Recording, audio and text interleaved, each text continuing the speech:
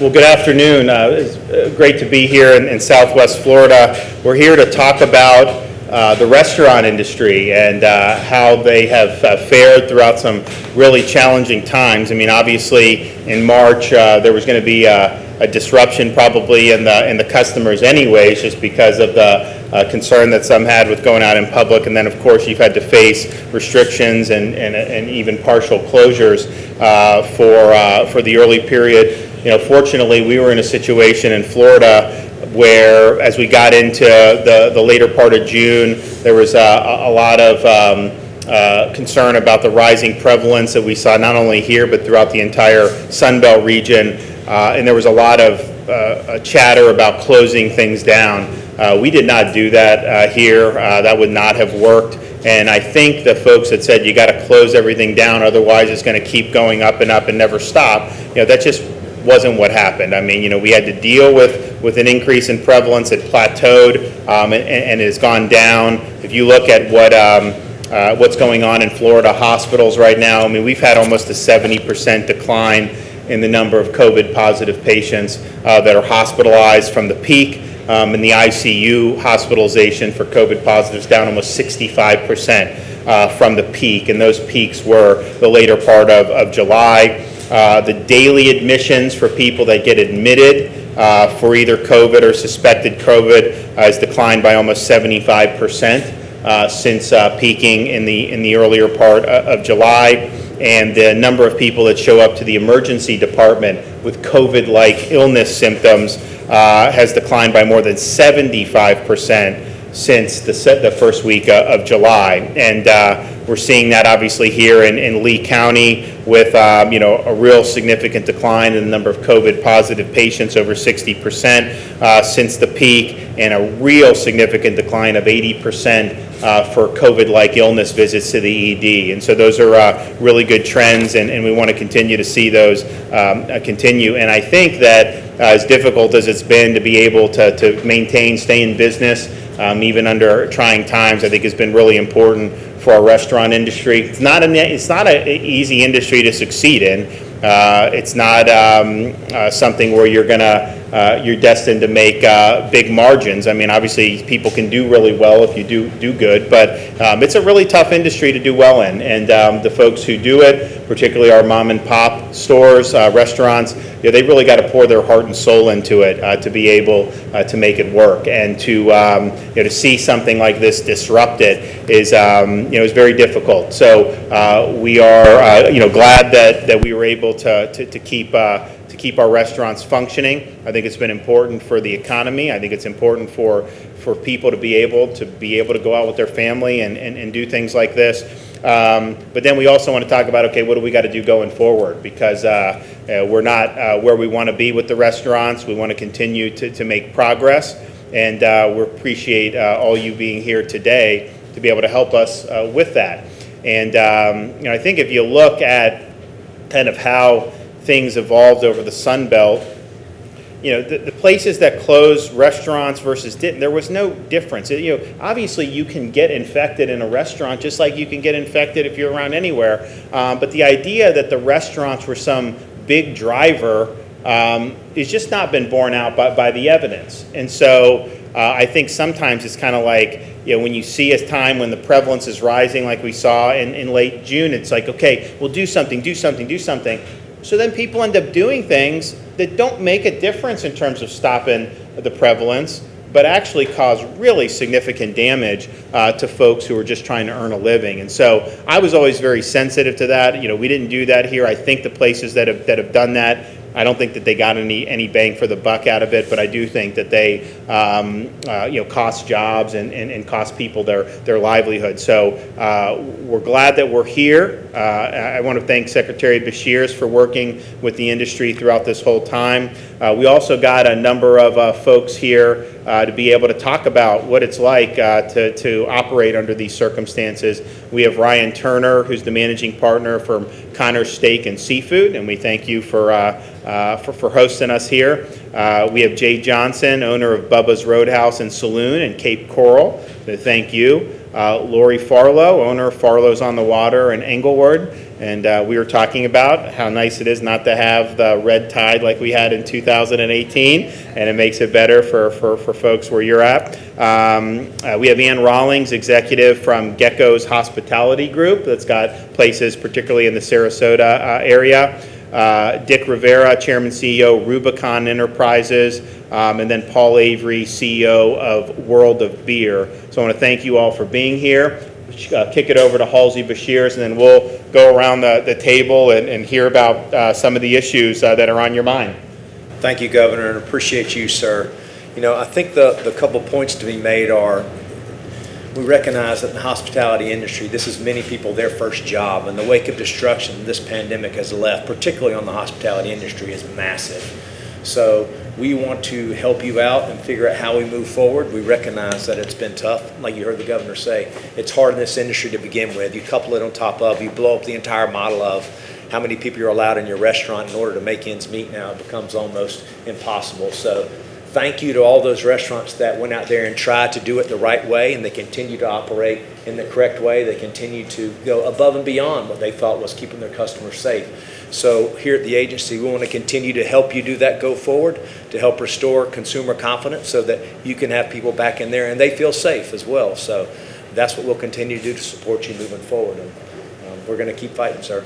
Great. Well, thanks a lot for all your hard work. So Ryan, thanks for hosting us. Yes, sir. The floor is yours. Thanks. You know, it's been difficult since March. We've had a lot of different things to deal with, but our staff has really fought. They fight every day to do things the right way. And we've seen here over the last few weeks that our guests really appreciate that, and they come back over and over again, and that they now feel much more comfortable in the restaurant, and I think they'll feel more comfortable moving forward as things perhaps or hopefully open up. So we're very thankful for you coming today and listening to all of us, and thank everyone for coming here to Connors. Great. All right, Jay Johnson. Thank you, Mr. Governor, and Secretary Bashirs for being here. We appreciate being heard. One of the things, I'm a family-owned restaurant, a single location, so I don't have the corporate backing as a lot of these people in the room.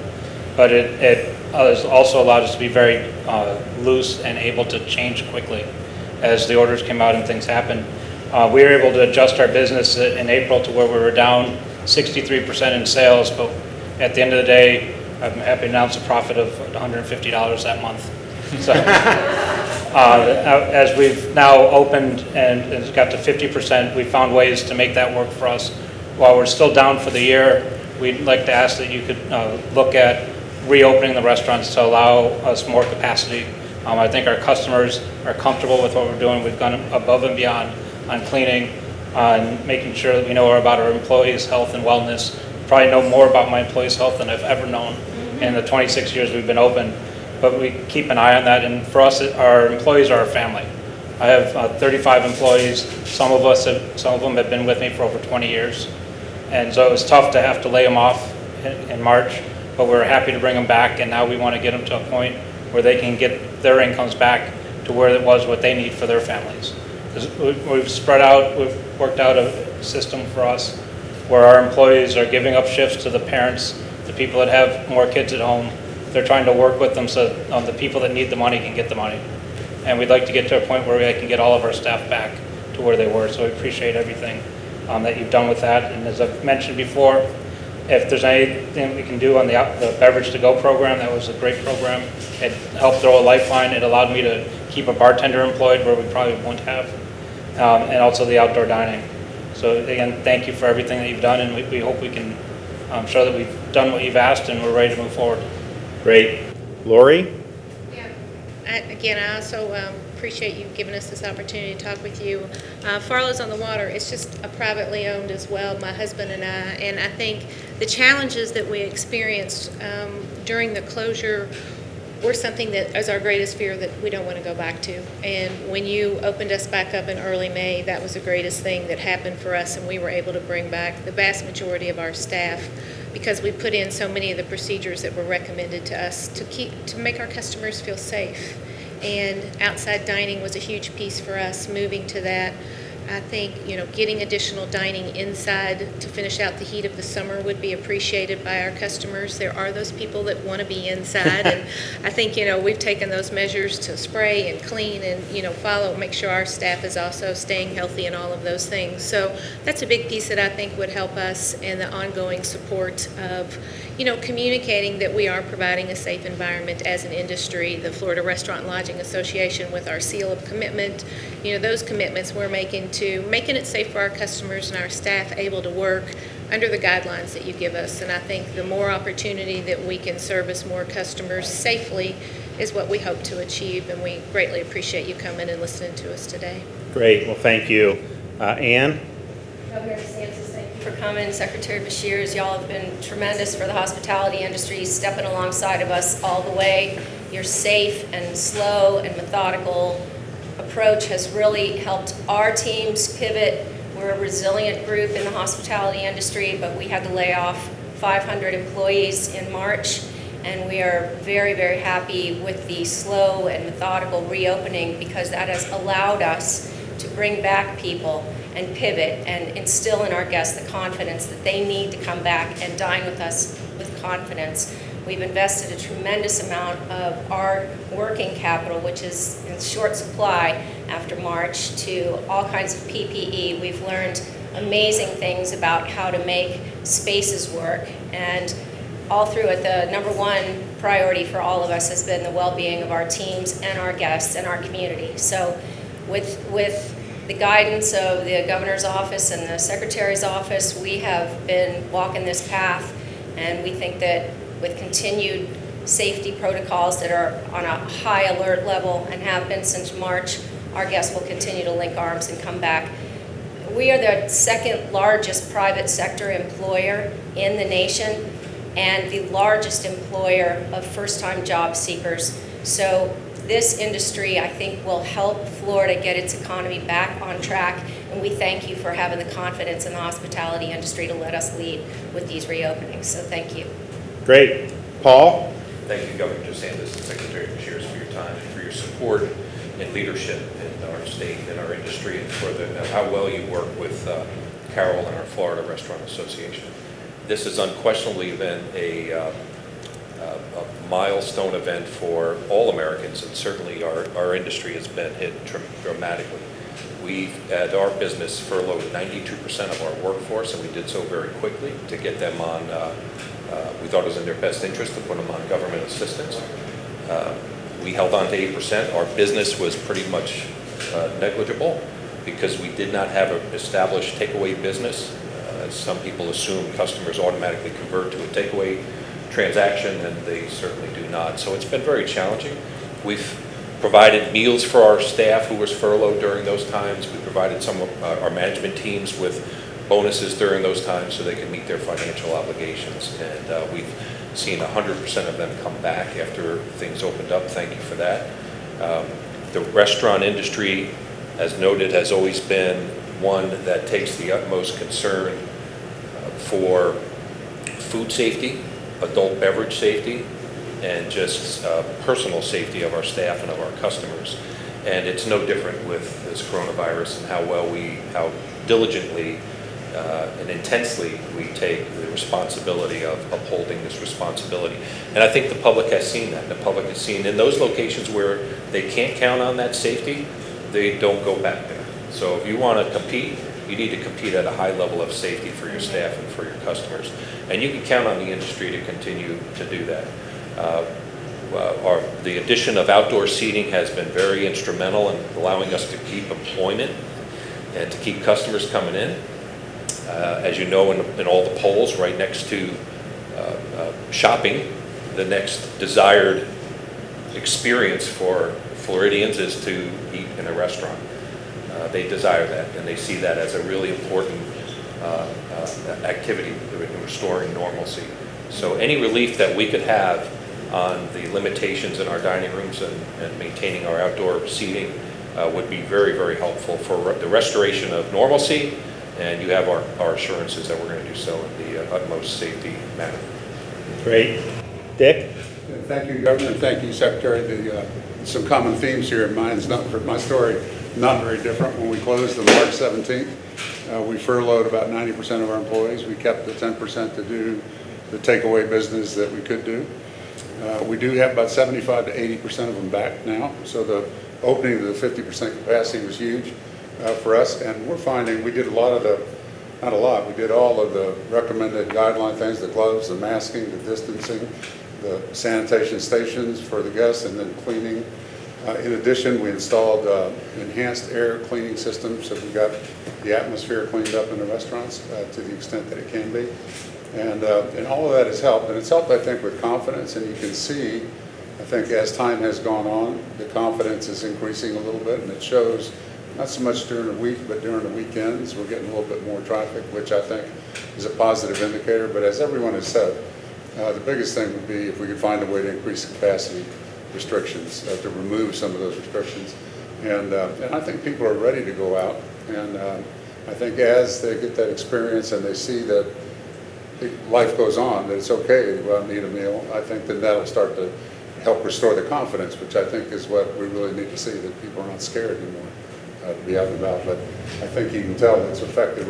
We operate 7 restaurants in Orlando, Tampa, and Sarasota, and if it hadn't been, I think, for some of the decisions that were made early on in terms of the takeaway drinks, and then going to 50% quickly, I don't know what we would have done, frankly. And the PPP was hugely helpful as well. I mean, I'm not sure we could have gotten through that whole period without it. So there were some emergency measures that really helped, I think, to get us healthy and really get the people working and restore confidence. I think the sooner we can get the capacity, the better.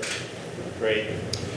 Yeah, if you think about it, because they're now going back talking about, what the president said, or they say back in the early days, but you think about March 9th, Dr. Fauci said, go on a cruise, it's fine, just sneeze into your elbow. And then like a week later, you're laying off people. So it was a huge, huge cataclysmic shift, probably a shift, a little bit more based off panic than it should have been, but nevertheless, that's kind of, what happened. And so you have a situation just from an economic perspective, being able to navigate that. It wasn't as if this was something that everyone knew was going to happen, because if you talk to someone the first or second week of March, no one was thinking about any type of business close. I mean, no one was talking about it.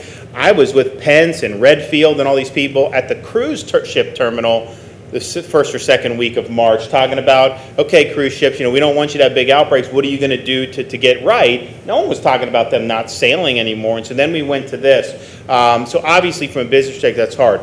It's an economic shock to the employees. I mean, a lot of the employees, as you mentioned, this may be their first job. Maybe they're trying to pay for school. Maybe they're, in situations where, I'm sure many of them are in situations where they probably don't have massive amounts of wealth just sitting on the sidelines. So you take the job, if the restaurant's not functioning, they can't get tips or whatever. That's really very difficult. Now, obviously, you had PPP and stuff, and that was fine, although that wasn't necessarily something that happened right away. But then just from kind of the emotional roller coaster and what that means for people's future to just be plunged in, not knowing when you're going to come back, I think it was a really difficult time.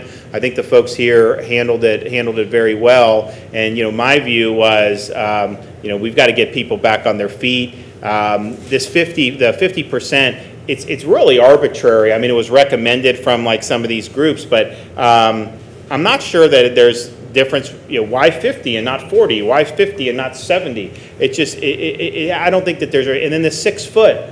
The 6 foot is not evidence-based per se. I mean, the World Health Organization says 3 foot distance. I think Asia, they even do less than that. I think they maybe do 2.5 feet. So some of the European countries do less than 6. So is it like, where are they not doing science? Are we not doing science? I mean, so some of this stuff, I think you look and just have some common sense with how you're doing it. If you're in close contact with someone for a long period of time and they're coughing or sneezing or they're talking loud, and you're going to be at higher risk. But I'm not sure the magic thing is 6 foot versus 5 foot if you're in there. So I think a lot of the restaurants are going to be able to make sense on some of this stuff, as we look to, have more capacity. And ultimately, we have, folks who, I think that we're getting to a situation where people are starting to feel a little bit more comfortable. At least I hope so. It's like, I remember having people call me in July saying, Governor, my son and daughter-in-law are going to have a baby, but all the hospitals are filled. How are they going to do it? I was like, the hospitals are not filled. I was like, where you go? Oh, ABC, World News.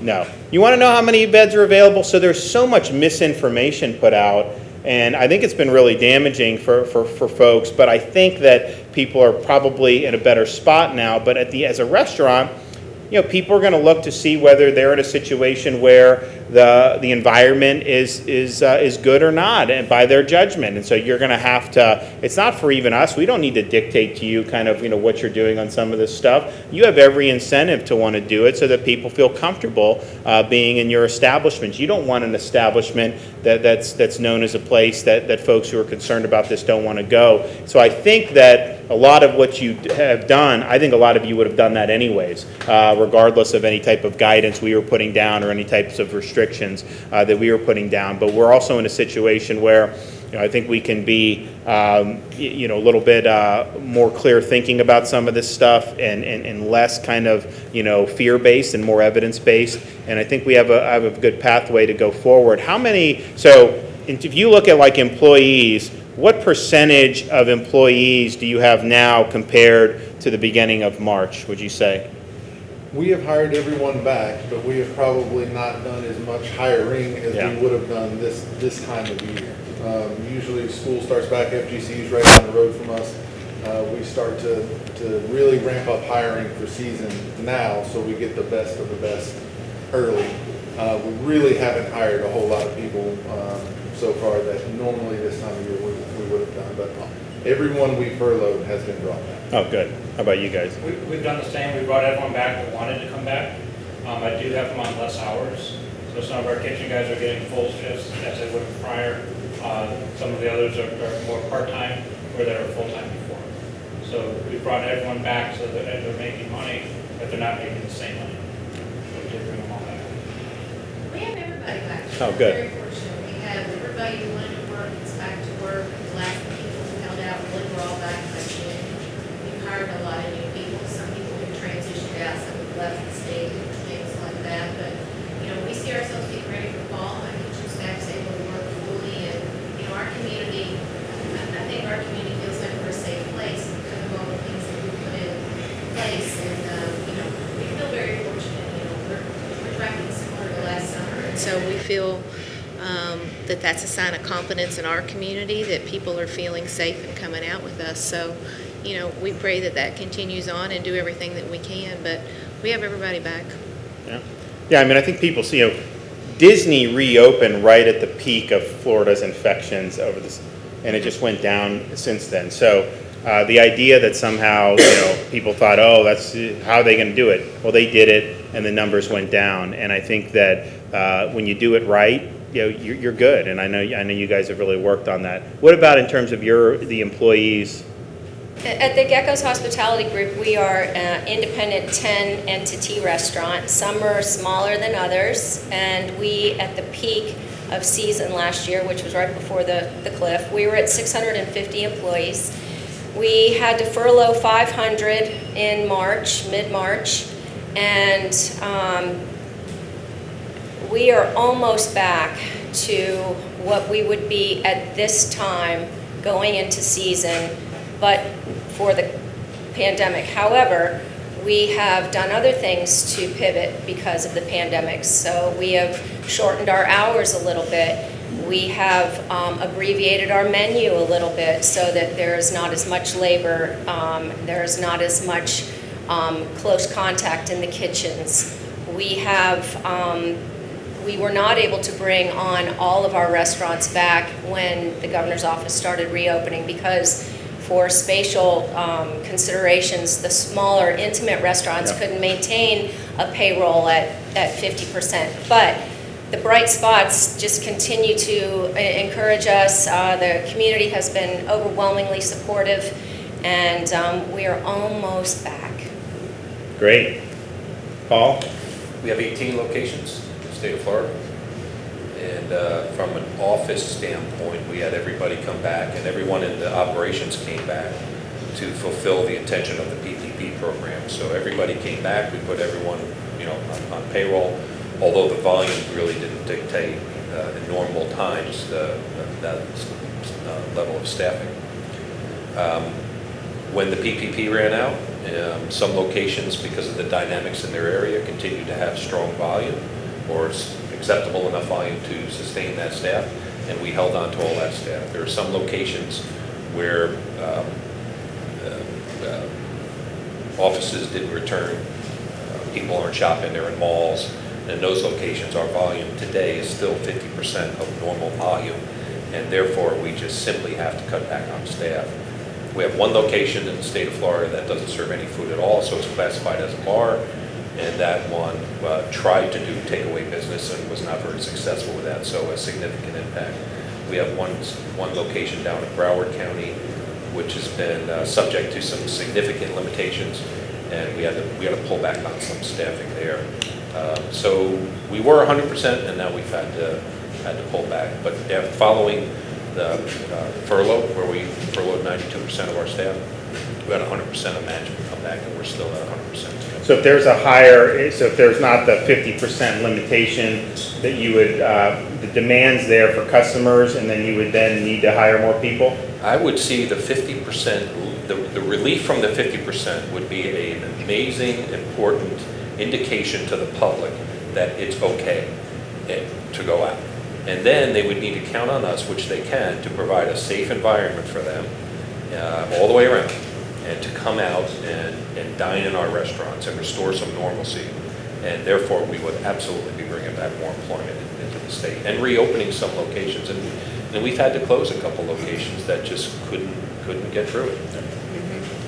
So we still have one restaurant that's closed. It's on International Drive in Orlando, and it's really fed by the convention center and the parks. Oh, yeah. So, but we anticipate we'll be opening that within the next 3 or 4 weeks.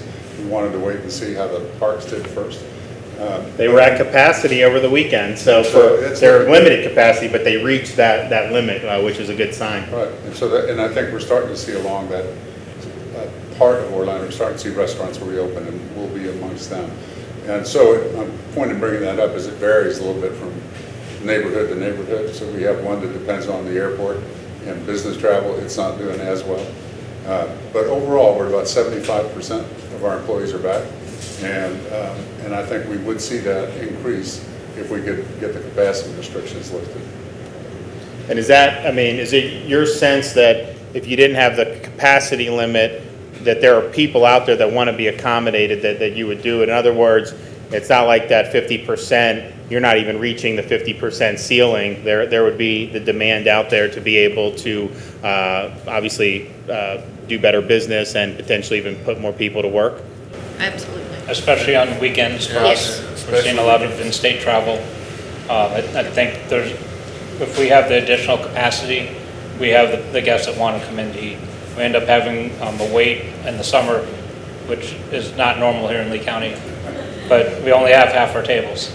And well, that's the thing, you have these capacity limits, and so the restaurants are abiding by it, and there's like massive people gathering outside just waiting to get in. Wouldn't it be safer if they were all just seated, in there, and maybe you didn't have the 50% instead of having, these big gatherings kind of, waiting to get in? So no, I've seen that for sure at different places.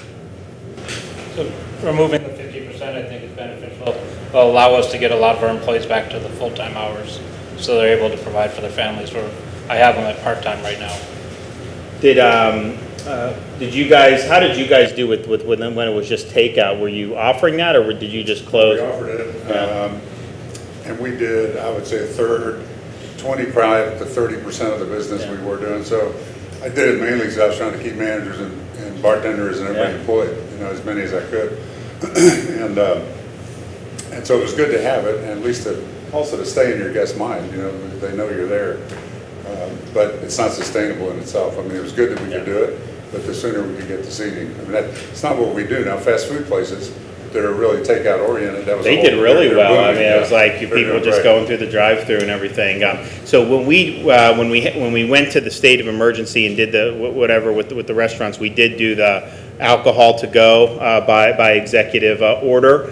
I'm going to keep that in place for as long as the emergency order is in place. But when that emergency order is lifted, then it'll go back to status quo. But I do think that it's been successful, and I would encourage the legislature to just make that permanent, because I think that you guys need all the help you can get, and I think it would be make a lot of sense. So I'm for it being permanent, and I think that you'll probably get a pretty good reception in the legislature, just based on the experience and just based off everyone having to go through what you guys have gone through. Does anybody else is there any other concerns? I hear you on the capacity. I'm glad that some of you were able to use the PPP that the federal government did. We really, that was important. I think it was designed to say that we were going to be in some type of restriction for only like 2 to 6 weeks, and then ended up going longer. So that obviously isn't enough. You got to be in business, and you got to get things done. But I'm glad to hear about the summer. I think that we have had a lot of places in Florida have done very well this summer, which is a good sign. There's been some other places not as much, but I do think that the theme parks are picking up steam. I think they've done a really good job, and so hopefully we'll get the Central Florida going some more, and then we'll work on we're working with South Florida, of course, on a lot. Now, part of it, and I think it probably is really all over the state to a certain extent, but particularly hits hard in Miami, is when you don't have the international travel.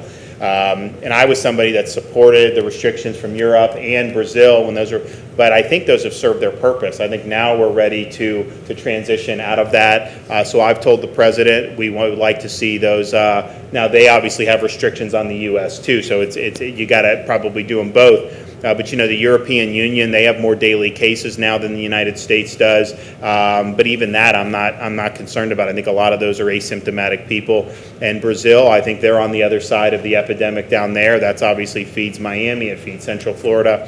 So I think that we need to start seeing that resume, and hopefully that will resume very soon. So.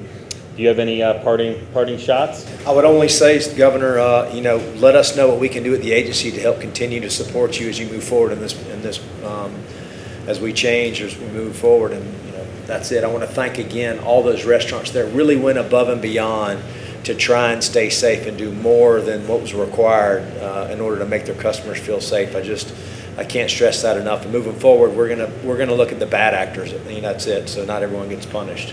But thanks again to all of you for continuing to try and make that work. We'll also, one of the things we're looking to do is make sure that all the restaurants have certainty in terms of operations and everything. Now, we had one county that did a closure of in-person dining in July. I don't think any other Florida county did that or locality did that. I think that we probably need to just have it to where everyone knows they're going to be able to operate. That'll be a statewide type rule. And then the closures are just totally off the table, because it's hard to plan if you think you have the sword of Damocles hanging over your head. Bottom line is, we know what we have to do. We know how we have to deal with stuff. We've got all kinds of infrastructure in place in terms of dealing with the disease. But I don't think that the restaurant should have it taken out on them, because a lot of this was just hey, let's do something, let's do this, and we didn't do that in Florida. But I think the places that did it, they did not see any benefit. I mean, it did not really shape the course of the epidemic. So we now understand that, we've learned that, and it's not saying that you can't get infected in a restaurant, but if I have a group of 10 people, I can come to your restaurant, or I can be in a private residence, and the same contact is going to happen. So we just, I think, need to understand that and move forward. So I'm glad that you guys have been able to scrap to get where we are now, we definitely are very sensitive to your concerns. So thank you. Yes, I think it's important just to note that our rent continues to be at 100%. Yeah. I know. There's an assumption out there, perhaps, that we're at 50% limitation, so somehow we've negotiated the 50% rent. No. That hasn't happened, because these landlords are part of REITs, or they have obligations to banks that are not giving them relief. So we're in a really tight squeeze. Yeah. So having that kind of relief is important for us to continue with our employment and continue with our business. Yep, for sure. Anyone else? We appreciate your time. And, All right. Well, Thank you, thank sir. you.